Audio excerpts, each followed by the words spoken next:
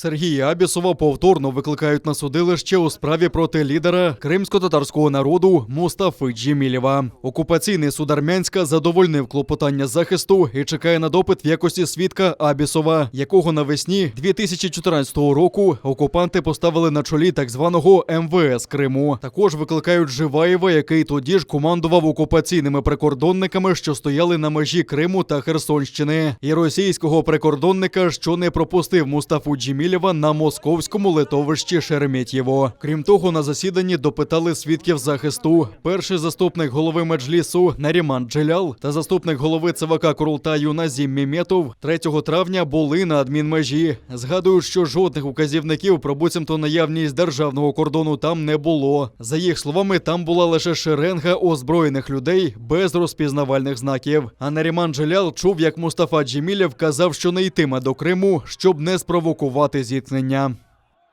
Мустафа Джемилев выступил перед людьми рядом с этой будкой и сообщил о том, что российские власти не собираются пропускать его в Крым. В этот момент велись переговоры относительно того, чтобы людей пропустили обратно, если Мустафа Джемилев не поедет в сторону Крыма. Мустафа Джемилев принял решение не накалять обстановку и не двигаться в сторону Крыма. После этого люди начали выходить обратно. К тому моменту шеренга усилилась приехавшими на 2 военных грузовиках силовиками. Кроме того, были представители так называемой самообороны, которые были вооружены цепями, палками и иными предметами, которыми можно нанести увечья.